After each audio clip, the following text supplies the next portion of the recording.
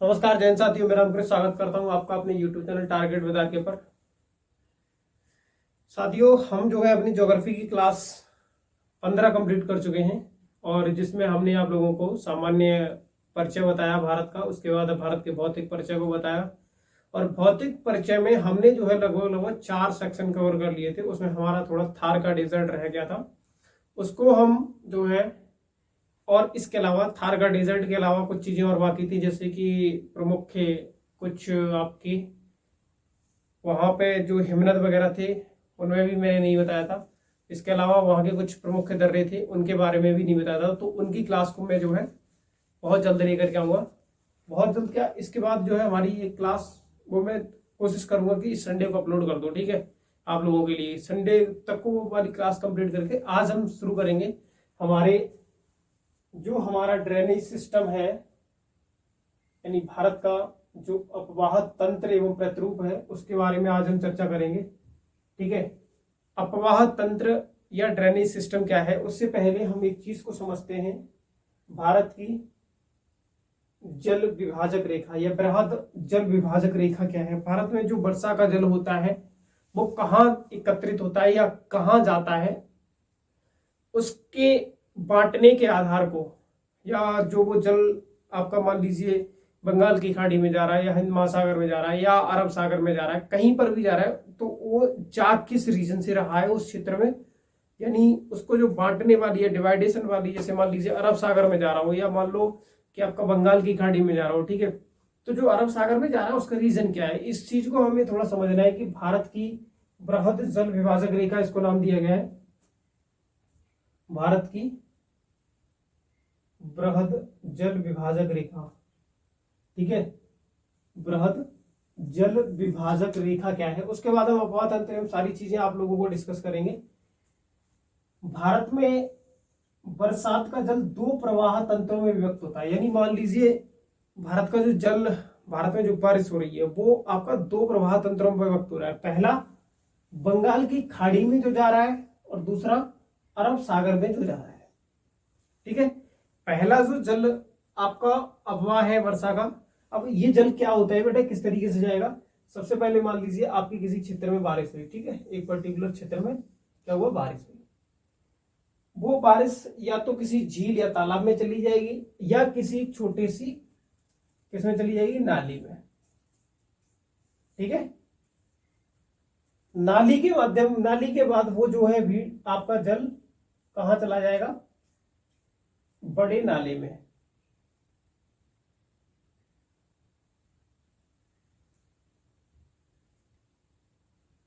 बड़े कहां चला जाएगा बेटा, नाले में।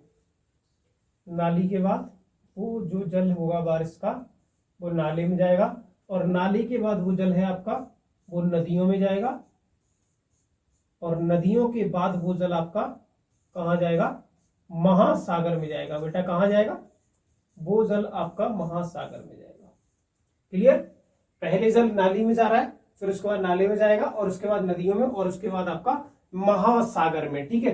तो इसी तरीके से ये आपका महासागर की बंगाल की खाड़ी में जल पहुंच जाता है और आपका अरब सागर में जल पहुंच जाता है। अब इसमें हम केवल वर्षा के जल की बात नहीं करेंगे, इसमें वर्षा का जल तो होता ही होता है, साथ ही में नदी का जल भी होता है या नदी की अपवाह या धारा भी जो उसमें सम्मिलित होती है। क्योंकि मान लीजिए किसी क्षेत्र में बाढ़ आ रही है तो बाढ़ आने का एक टाइम क्या होगा कि वहां का जल या तो जमीन में सूख जाएगा या धंस जाए, मतलब जमीन सूख लेगी, या वो जो है किसी नाले, नदी और महासागर में जाकर के मिल जाएगा, ठीक है।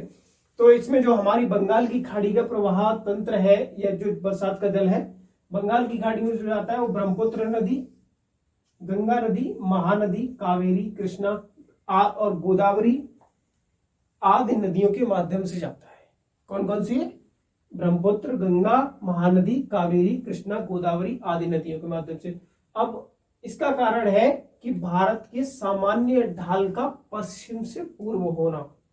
क्या रीजन है, एक मैप में मैं आप लोगों को बताऊंगा अभी।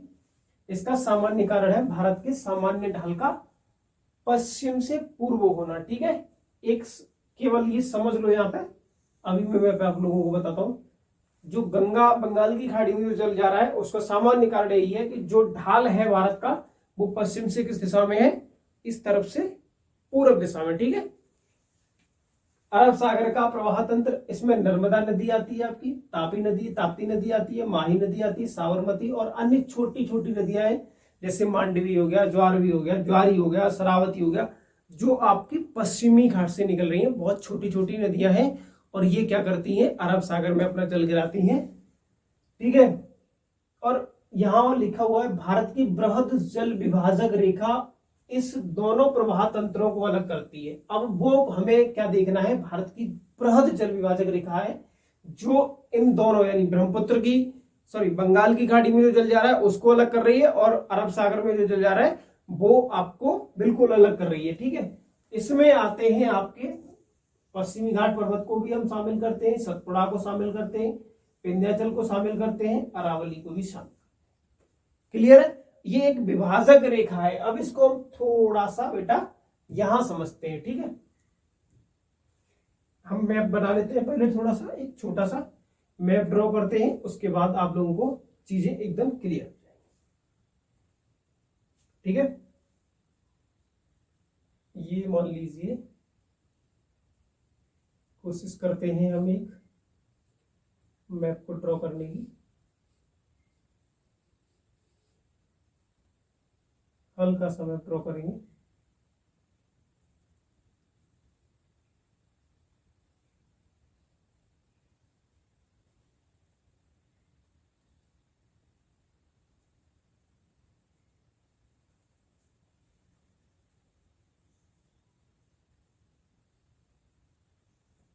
ये आपका यहाँ त्रिपुरा, मेघालय,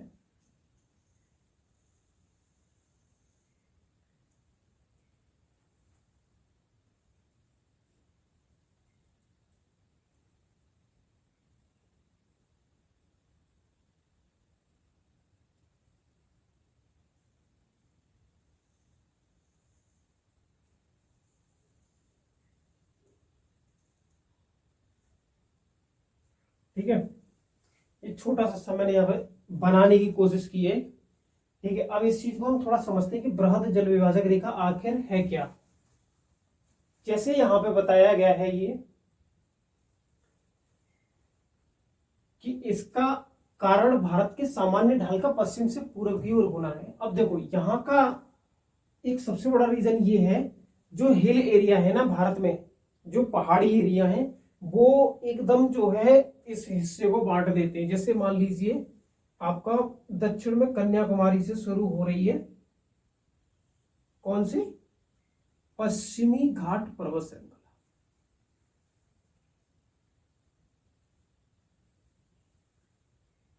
पश्चिमी घाट पर्वत श्रृंखला आपकी कहां से शुरू हुई, कन्याकुमारी से। मैंने ये थोड़ा सा मैं ड्रॉ करने की कोशिश की है।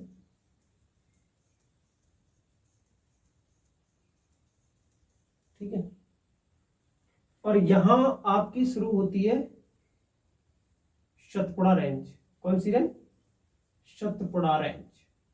ठीक है, और यहां आपकी विंध्याचल का हल्का सा हिस्सा जो मैंने कैमूर और भारनेट श्रेणी के नाम पे बताया था आपको, वो होता है। यहां पर आपकी क्या है, अरावली श्रेणी है।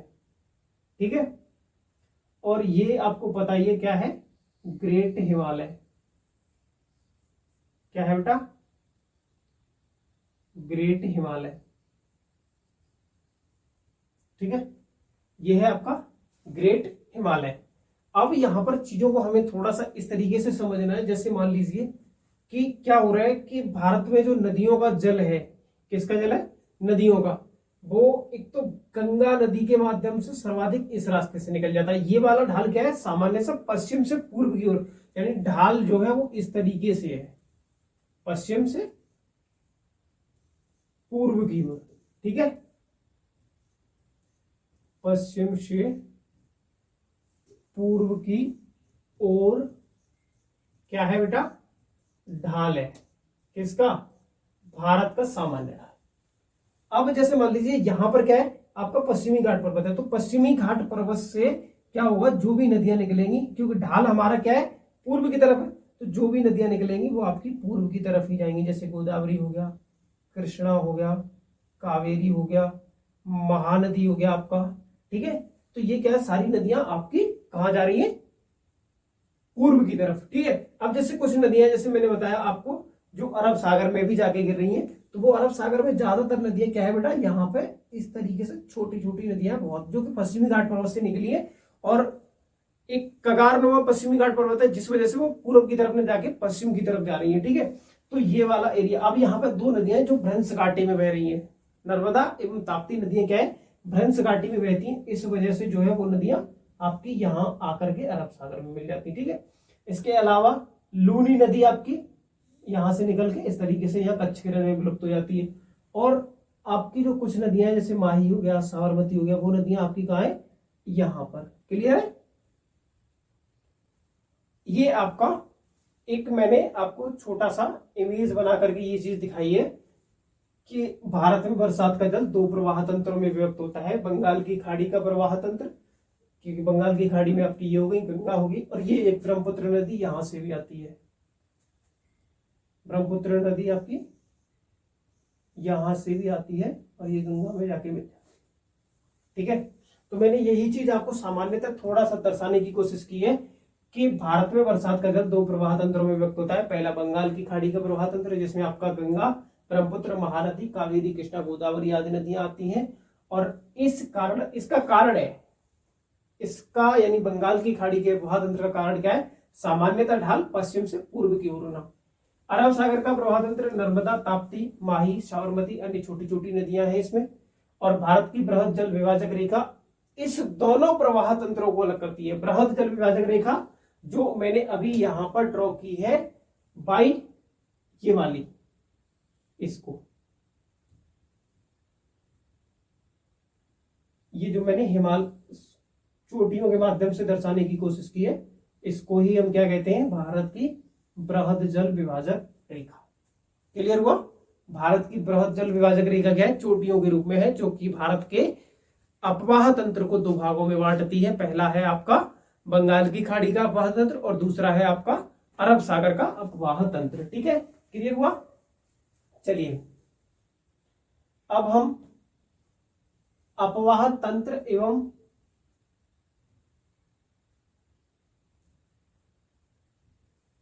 अपवाह तंत्र एवं प्रतिरूप पढ़ते हैं। यानी भारत में जो ड्रेनेज सिस्टम है, क्या है, ड्रेनेज सिस्टम या नदी तंत्र हम कह सकते हैं, या रिवर सिस्टम कह सकते हैं।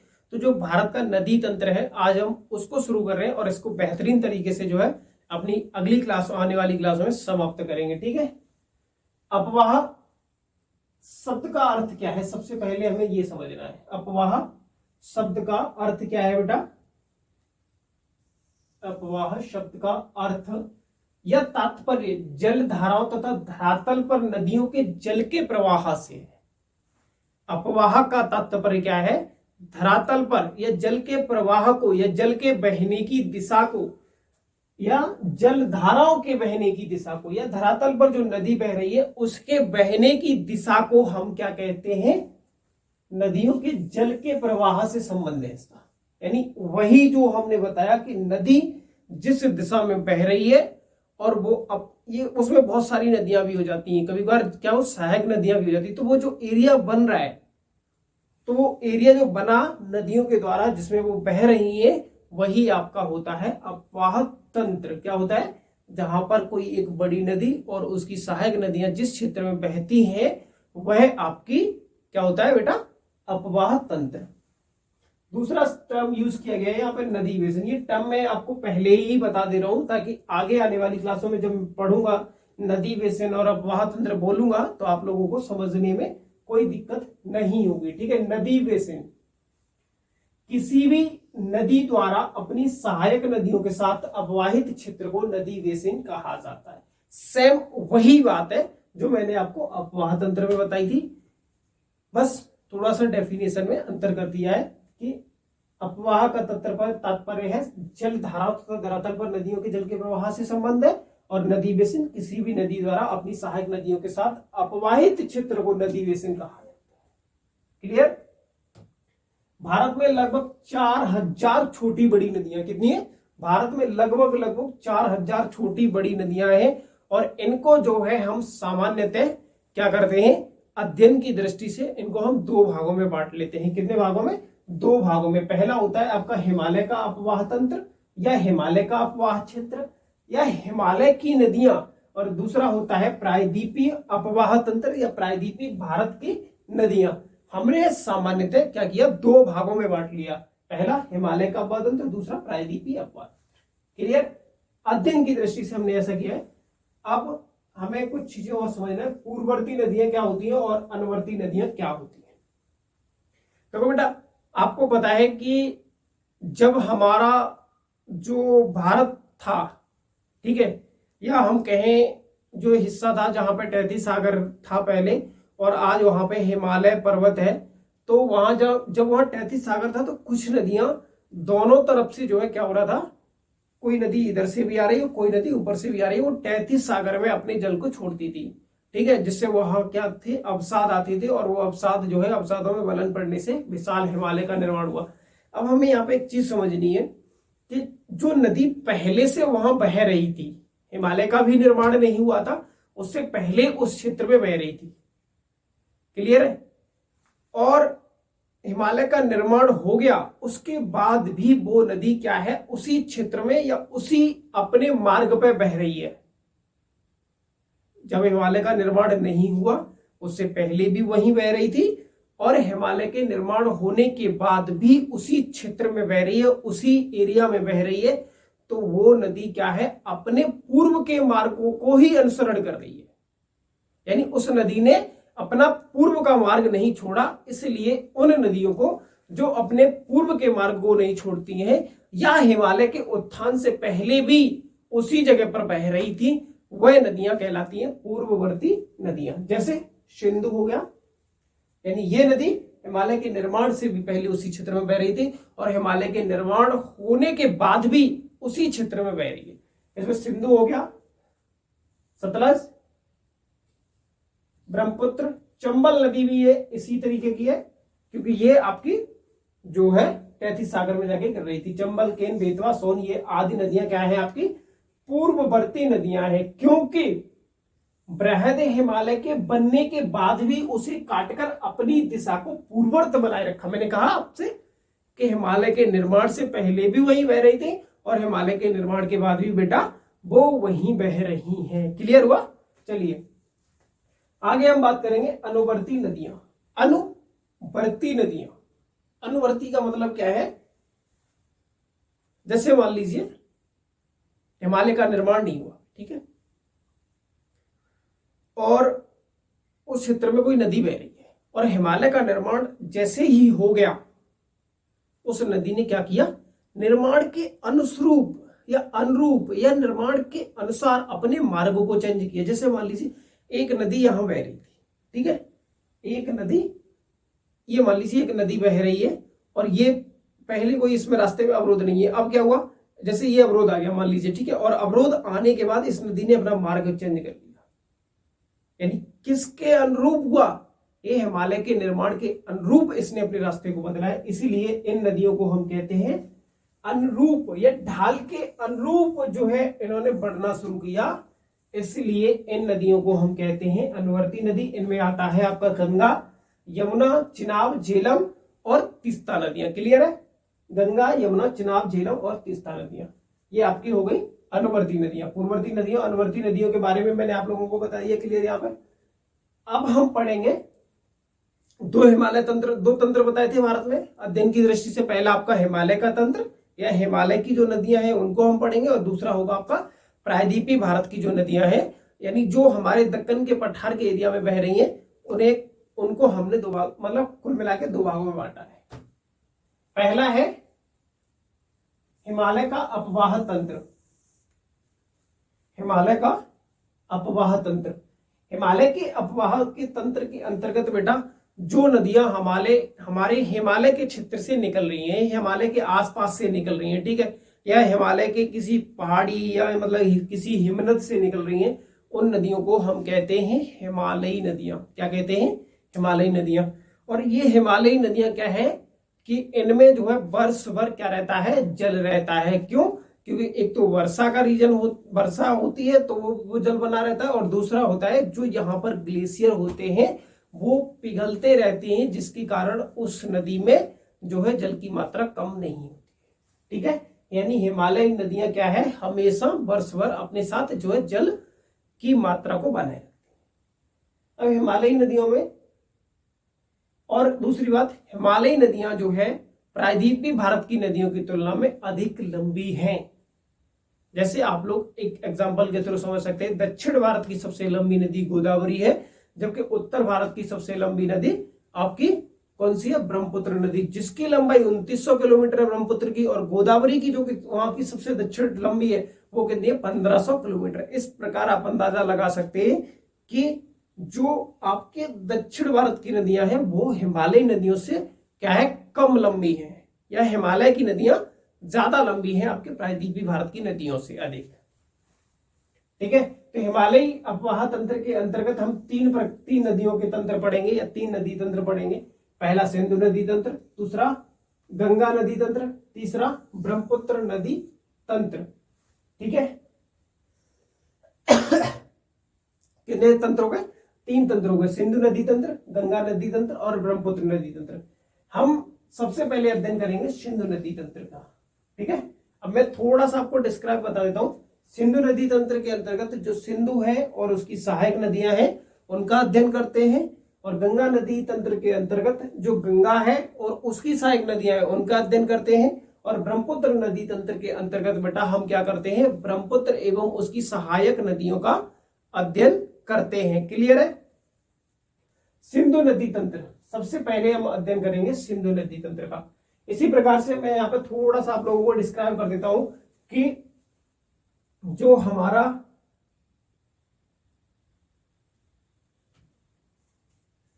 प्रायद्वीपीय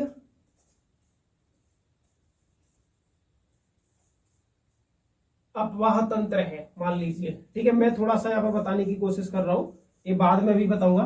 अपवाह तंत्र है, उसको हमने अध्ययन की दृष्टि से 2 भागों में बांटा है। पहला, बंगाल की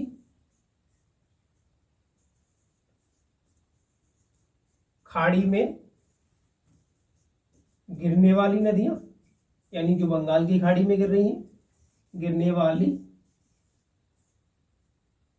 नदियां, और दूसरा यानी बी, अरब सागर में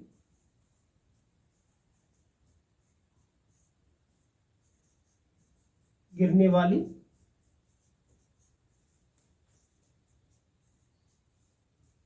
नदियां। क्लियर। इस प्रकार से जो है हम बेटा 5 नदी तंत्र को पढ़ते हैं। पहला मैंने आप लोगों को पहले तो मैंने आपको 2 भाग बताए थे, एक तो हिमालय की नदियां और दूसरा बताया था आपको प्रायद्वीपीय भारत की नदियां। तो हिमालयी नदियों के अंतर्गत हम निम्न नदियों का अध्ययन करेंगे, सिंधु नदी तंत्र, गंगा नदी तंत्र, ब्रह्मपुत्र नदी तंत्र, और हम प्रायद्वीपीय अपवाह तंत्र के अंतर्गत किसका अध्ययन करेंगे बेटा, आपके बंगाल की खाड़ी में गिरने वाली नदियां और अरब सागर में गिरने वाली नदियां। क्लियर हुआ। चलिए आगे, यहां पे थोड़ा सा जो है आपको क्या बताया गया है, सिंधु नदी के बारे में थोड़ा सा बताया है, इसको समझ लो। मैं अभी आप लोगों को एक मैप पे बता दूंगा। भारत में प्रवेश सिंधु नदी, सॉरी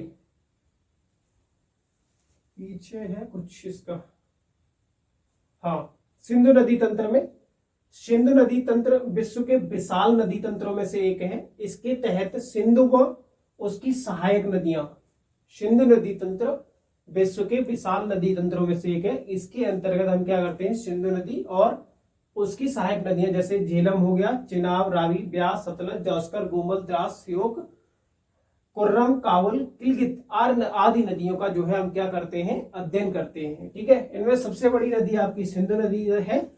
सबसे पहले हम इसी नदी को पढ़ेंगे। सिंधु नदी जो है, थोड़ा सा मैप पे मैं ड्रॉ करने की कोशिश करता हूं इसको। ठीक है, चलिए सॉरी, सिंधु नदी तंत्र।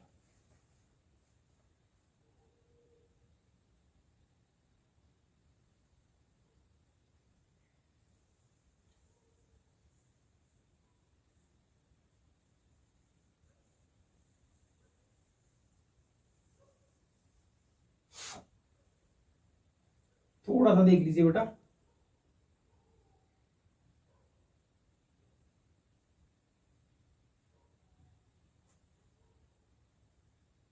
तिब्बत में एक झील है मानसरोवर झील। क्या है? झील है तिब्बत में एक, कौन सी? मानसरोवर झील। ठीक है। तो जो हमारी सिंधु नदी है वो तिब्बत में मानसरोवर झील के पास चोमा युगुम, कौन सा? चोमा युगुम ग्लेशियर से निकलती है। कहां से? चोमा युगुम ग्लेशियर से। चोमा युगुम ग्लेशियर से, या हम कहें या बोखर चू हिमानी से। हिमानी बर्फ का एक बहुत बड़ा हिस्सा या टुकड़ा जो कि जल में परिवर्तित हो गया, उसे हम कहते हैं बोखर चू हिमानी। उसका नाम है ये बोखर, तो ठीक है, हिमानी अलग हो गया। तो वहां से निकलकर ये नदी क्या होता है, किस दिशा में जाती है? उत्तर एवं पश्चिम दिशा में। सबसे पहले इस नदी का जो प्रवाह या दिशा बनती है वो कौन सी बनती है बेटा? उत्तर पश्चिम दिशा। क्लियर? उत्तर पश्चिम दिशा में प्रवाहित होते हुए ये नदी जो है दमचौक के निकट, कौन सा स्थान है? दमचौक के निकट भारत में प्रवेश करती है। और भारत के दो जिले, एक केंद्र शासित प्रदेश है लद्दाख, जिसके दो जिले आपके लेह और कारगिल से प्रवाहित होते हुए पीओके में जाकर पाकिस्तान के चिल्लास नामक स्थान पर, चिल्लास, कौन सा स्थान है? चिल्लास नामक स्थान पर जो है ये पाकिस्तान में प्रवेश कर जाती है। और भारत में प्रवेश करने का स्थान कौन सा है? दमचौक के निकट ये जो है भारत में प्रवेश करती है। भारत के दो जिलों में प्रवाहित होती है। कितने? दो जिले। वो कौन कौन से हैं? लेह एवं कारगिल। ठीक है। और वहां से ये नदी क्या है? दक्षिण पश्चिम की दिशा में मुड़ती है। दक्षिण पश्चिम की दिशा में प्रवाहित होते हुए कराची के निकट, कहां? कराची। कराची के पूर्व में जो है ये कराची शहर है मान लीजिए, वहां जाकर क्या होता है? अरब सागर में मिल जाती है। कौन सी नदी? सिंधु नदी। कहां से निकलती है? चोमायुगुम ग्लेशियर या बोखरचू हिमानी से। और उत्तर पश्चिम ये कहां है? तिब्बत में। ठीक है, तिब्बत। बोखरचू ग्लेशियर से निकलकर दमचौक के निकट भारत में प्रवेश करते हुए भारत के दो जिलों में प्रवाहित होते हुए पीओके में जाकर के चिल्लास नामक स्थान पर पाकिस्तान में प्रवेश करती है। और वहां से जो है क्या होता है? ये आपकी दक्षिण पश्चिम दिशा में प्रवाहित होते हुए कहां चली जाती है? कराची के निकट अरब सागर में मिल जाती है। क्लियर हुआ? ठीक है, यही मैंने आप लोगों को समझाने की कोशिश की है। और इस नदी की लंबाई जो है बेटा वो 2880 किलोमीटर है। क्या है इसकी लंबाई? कितनी? 2880 किलोमीटर।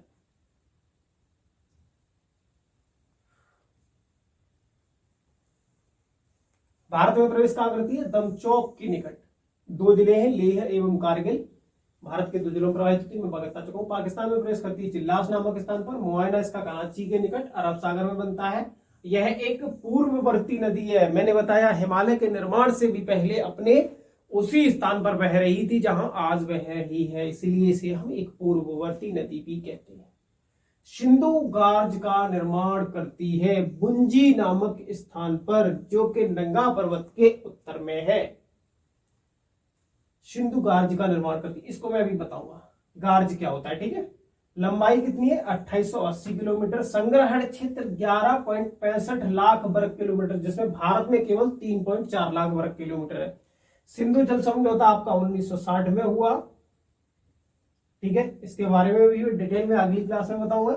सहायक नदियां इसकी जो है वो बाईं ओर से नदी की दिशा आप कैसे पता करोगे? जो नदी जिस दिशा में बह रही है, ठीक है। जैसे मान लीजिए इस दिशा में बह रही है, मान लो मैंने माना कि नदी जो है इस दिशा में बह रही, तो नदी का दायां ये वाला होगा और बायां ये वाला होगा। अब ये नदी जो आपकी मान लो भारत में इस तरीके से बह रही है, ठीक है, तो नदी का दायां ये हो गया, जो दाएं की तरफ से आगे मिलेंगी वो दाएं हाथ से, और जो बाईं ओर से मिलेंगी वो बाईं ओर से। क्लियर?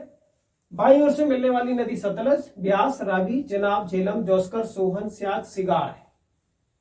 ये नदियां वही याद रखनी है बेटा। पीसीएस के क्वेश्चन में, पीसीएस के एग्जाम में बहुत ज्यादा क्वेश्चन छोटी छोटी नदियों से भी पूछे जाते हैं। और दाईं ओर से यानी उत्तर की तरफ से मिलने वाली नदियां हैं सियोक जो भारत में बह रही है, काबुल जो पाकिस्तान में आती है, अफगानिस्तान से आती है, कुर्रम, तोची और गोमन। क्लियर है? आज हमने केवल और केवल सिंधु नदी तंत्र के बारे में बात की थी, भारत की नदियों के बारे में बताया था हल्का सा। इसमें मैंने केवल आपको सिंधु नदी तंत्र के बारे में बात की है और सिंधु नदी के बारे में बात की। अगली क्लासों में हम और अन्य सारी चीजों की बात करेंगे। साथ ही में 1960 का जो आपका सिंधु जल समझौता है उसके बारे में भी चर्चा करेंगे कि भारत इसके जल को कितना यूज कर सकता है, कितना पाकिस्तान यूज कर सकती है। ठीक है, कौन कौन सी नदियों का जल भारत यूज कर सकता है और कौन कौन सी नदियों का जो है जल पाकिस्तान यूज कर सकता है, ये हम 1960 के जो समझौता है सिंधु जल समझौता उसमें पढ़ेंगे।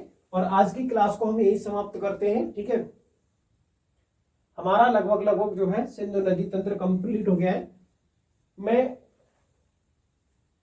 ठीक है, इसके बाद आगे हम नेक्स्ट अगली क्लास में चलेंगे। थैंक यू सो मच, बहुत बहुत धन्यवाद। जय हिंद, जय भारत।